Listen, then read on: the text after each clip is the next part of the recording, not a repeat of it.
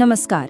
कभी सोचा है कि आवाज, खासकर मंत्रों की पवित्र आवाज, आखिर जाती कहाँ है? आज हम एक ऐसी ही आध्यात्मिक कहानी सुनेंगे जो हमारे आसपास की दुनिया को देखने का नजरिया ही बदल देगी। ये कहानी एक पत्थर की, एक ऐसा पत्थर जो मंत्र जपता था। चलिए शुरू करते हैं। तो कहानी हमें ले चलती है एक घने पहाड़ी जंगल में।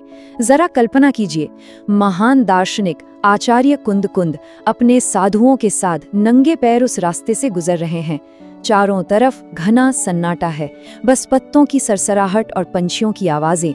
एक सच्ची आत्म खोज की यात्रा। चलते चलते दोपहर हो जाती है और सब एक बड़ी सी काली चट्टान के पास आराम करने के लिए रुकते हैं। और बस यहीं से कुछ ऐसा शुरू होता है जिसकी किसी ने कल्पना भी नहीं की थी। सब आराम से बैठते हैं और अपना दोपहर का ध्यान शुरू करते हैं। और फिर नमोकार मंत्र का जाप शुरू होता है, बहुत ही गहरी, धीमी और शांत लय में। सोचिए, वो आवाज, वो पवित्र ध्वनि, उसके जो वाइब्रेशंस थे वो धीरे धीरे पूरी घाटी में फैल रहे थे। ऐसा लग रहा था मानो हवा में एक दिव्य ऊर्जा घुल गई हो। ये सिर्फ मंत्र पढ़ना नहीं था, ये उस पूरे माहौल को, उस पूरी जगह को पवित्र करने जैसा था।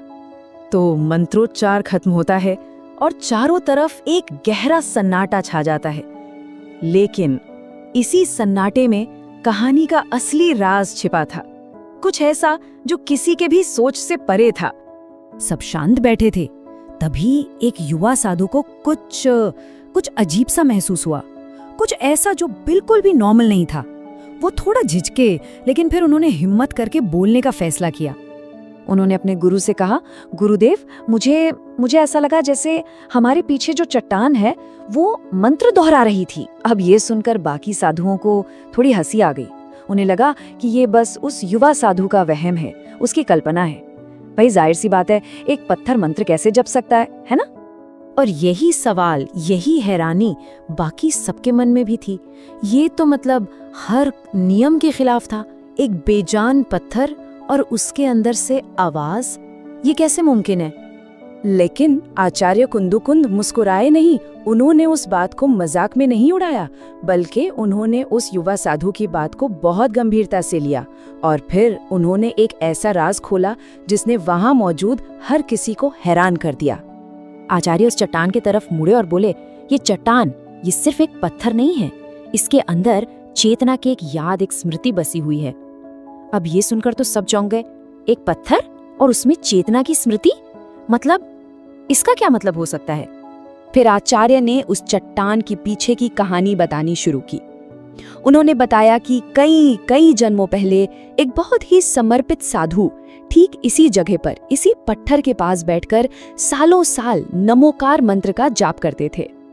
हाँ, उस साधु की आत्मा ने तो अब कहीं और जन्म ले लिया है, लेकिन उनकी भक्ति, उनका वो मंत्रोच्चार, उससे जो शक्तिशाली वाइब्रेशंस पैदा हुए थे, वो आज भी इस पत्थर के अंदर मौजूद हैं। वो हमेशा के लिए इसमें समा गए हैं, ठीक वैसे ही जैसे कोई गहरी छाप रह जाती है। आचार्य ने आगे समझाया कि देखो, नमोकार मंत्र की शक्ति सिर्फ जाप करने वाले तक सीमित नहीं रहती, ये अपने आसपास की हर चीज को, पूरे माहौल को पवित्र कर देती है। इसकी वाइब्रेशंस के संपर्क में जो भी चीज आती है वो शुद्ध हो जाती है। अब सिर्फ कहना काफी नहीं था। अपनी बात को साबित करने के लिए और सब साधुओं को उस पवित्र जाप की शक्ति का एहसास कराने के लिए आचार्य कुंद ने कुछ ऐसा करने का फैसला किया जो सच में अविश्वसनीय था। उन्होंने अपना हाथ धीरे से उस चट्टान पे रखा और फिर एक बहुत ही खूबसूरत मिसाल दी। उन्होंने कहा, जैसे मिट्टी के बर्तन में अगर चंदन रख दो तो बर्तन भी चंदन की खुशबू से महकने लगता है, ठीक उसी तरह इस पत्थर ने भी उस साधु की भक्ति की खुशबू को अपने अंदर संभाल कर रखा है। क्या कमाल का उदाहरण था, है ना?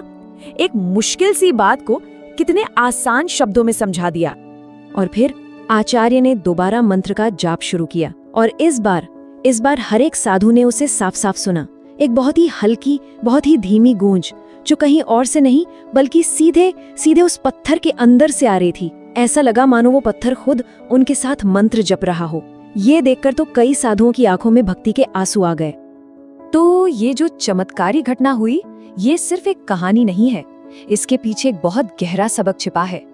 चलिए अब देखते हैं कि इस पूरी कहानी से हम क्या सीख सकते हैं। तो इस कहानी का सार क्या है? पहली बात, ऋणुमोकार मंत्र सिर्फ हमारे मन को ही नहीं, हमारे आसपास के पूरे माहौल को भी शुद्ध करता है। दूसरी बात कि एक निर्जीव चीज जैसे कि ये पत्थर, वो भी मंत्र के जाप के असर को अपने अंदर सहेज सकता है। और तीसरी बात कि ये असर, ये वाइब्रेशन जाप करने वाले के जाने के बहुत बहुत बाद तक भी बना रहता है। और आखिर में जब इसे पूरी शुद्धता और भक्ति से जपा जाता है तो ये हमारी आत्मा की सबसे गहरी परतों को भी जगा देता है। मंत्रोच्चार खत्म हुआ और तब आचार्य कुंद कुंद ने अपनी आखिरी और शायद सबसे शक्तिशाली बात कही।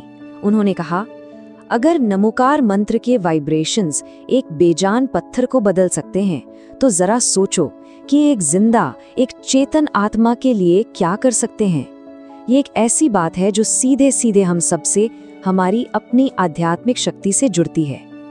और आखिर में यही सवाल हमारे लिए भी है। हमारे शब्द, हमारे ख्याल, हमारे काम, ये सब भी तो एक तरह की वाइब्रेशंस ही हैं, है ना?